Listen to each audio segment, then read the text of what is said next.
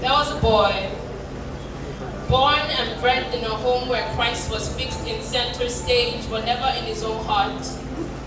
Church to him had become a weekly rendezvous, a routine and meeting he just had to attend every Sunday, where he was constantly bombarded with a bunch of rules, do's and don'ts for Christian living, they like to call it, which only made him feel unfit and unworthy to be called a child of God.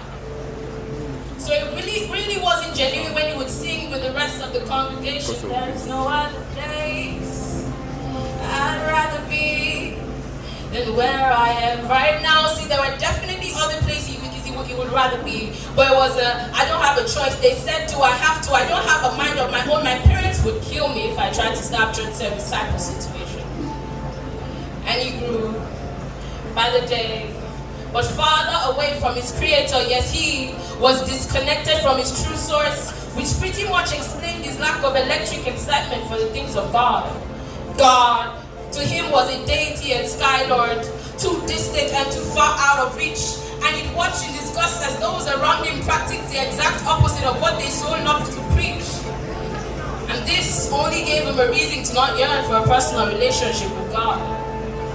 What was the point anyways?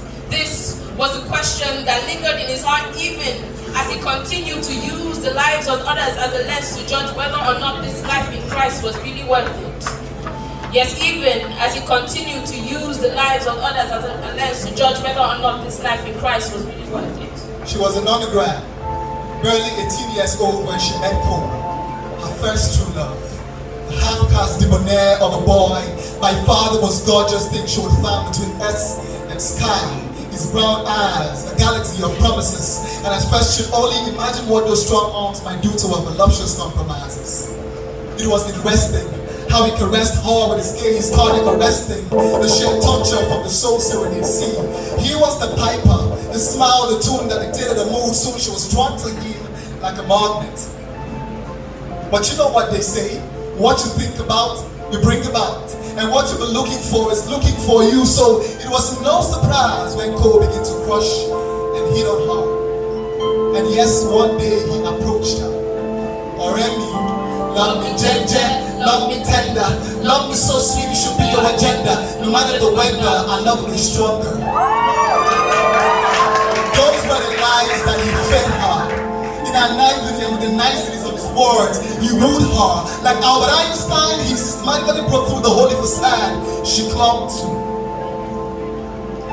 And so it was no surprise when things began to spiral out of control. See, they went everywhere together on campus. They were lovers. They went arm in arm from the classroom to the courthouse.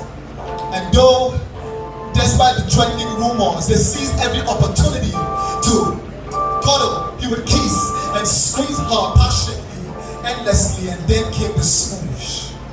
Soon he would try to trace the contours of his soft body with his hands, introducing her to her own sexuality.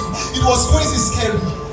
But you know, she didn't have enough willpower to apply the brakes. So she rose and fell with the tides of the adrenaline that shot through her veins one rusty Saturday evening. While they made out in the garden, he was fully aroused. Her body started to tremble. Her hands fumbled for his face as if to ask him to stop, but it was already too late. Baby boy had already broken the hymen. In that moment of sweet insanity, tangled in a web of lust, they plunged deeper and deeper into each other as the two became one flesh. Fast forward, and this no longer boy, but not man, had suddenly begun to live life recklessly as though there was no meaning to it.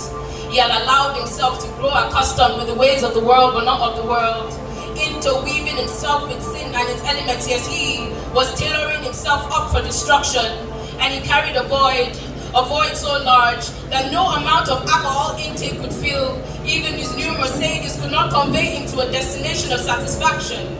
Neither could his new iPhone 12 help him picture a future where he actually felt fulfilled. He knew there was something missing. The importance of purpose never gained root in his heart. Going with the flow, kiss, Sarah, whatever will be, was his motto for life. Yes, he had successfully obtained a bachelor's and master's degree in the art of living life by chance. he was lost. And the idea he had of love was everything that lust embodied.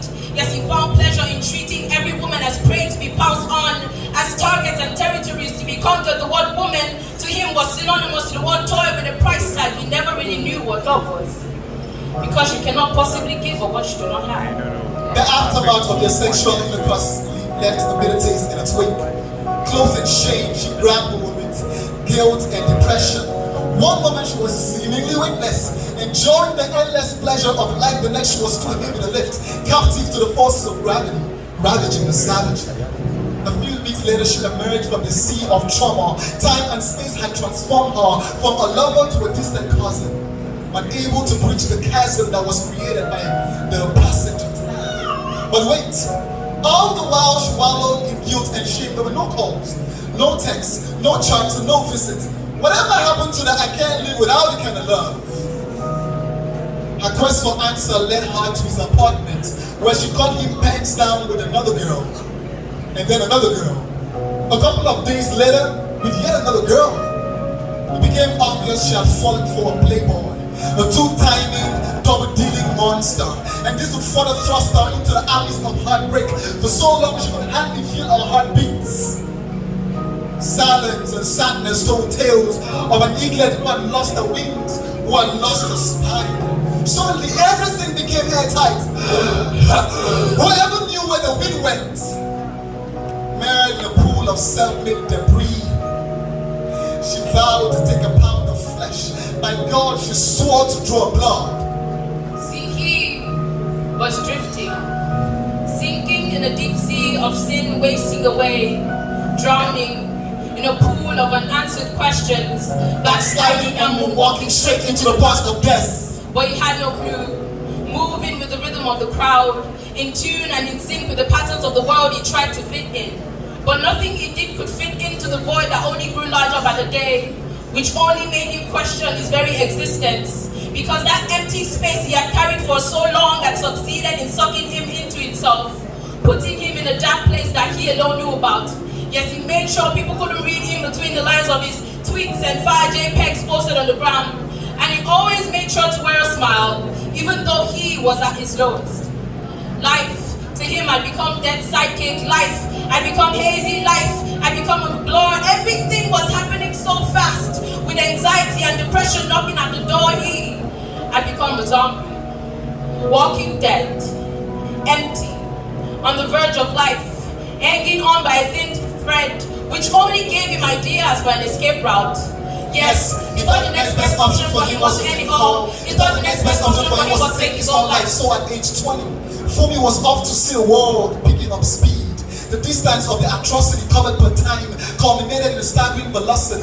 She was running perpendicular to good counsel, to reason, her veins a symmetry of rebellion. This was the good girl gone wild. Like a wounded lion, she was on the leash, scavenging for her prey yet masking her pain. Her pain became the gasoline that fueled her carnal adventure. Every boy on campus represented a piece of land to conquer, an opportunity to reclaim her lost dignity. Living life on the fast lane, she was on a highway to the grave, screeching past the signposts that said caution, danger ahead. Too proud to admit that this was leading nowhere. Too proud to admit vengeance will make the pain go away. Too proud to climb down on the accelerator. Looking at life from a rear view gave her a form of serious satisfaction. Daniel, Bayo, Joseph, Tayo, Kunle, the unending list of her prey. And though her grades had begun to nosedive, she couldn't have cared less. She was addicted, obsessed with her pain. Yet her inside screamed for mercy, yearning for true love. All nicely tucked away beneath the smoke screen she had erected. But you know, even the oppressor is himself oppressed. She was at once the predator and the prey.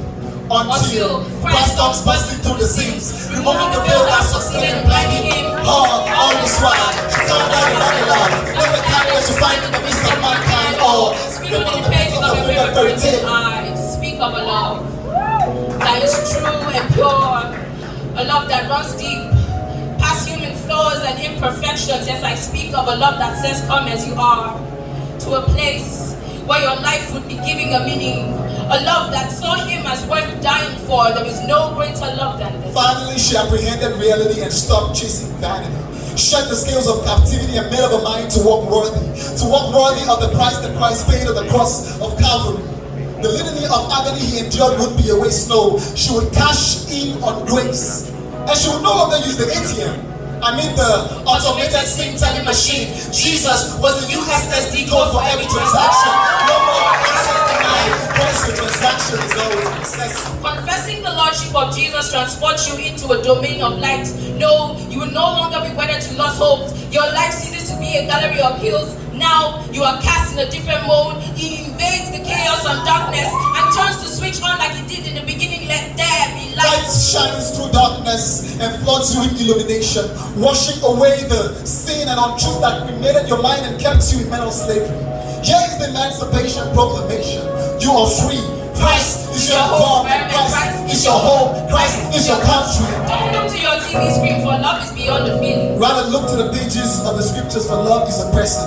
He was betrayed, bruised and neglected. He died, was buried and resurrected. Don't look any further, but there is no greater love than this.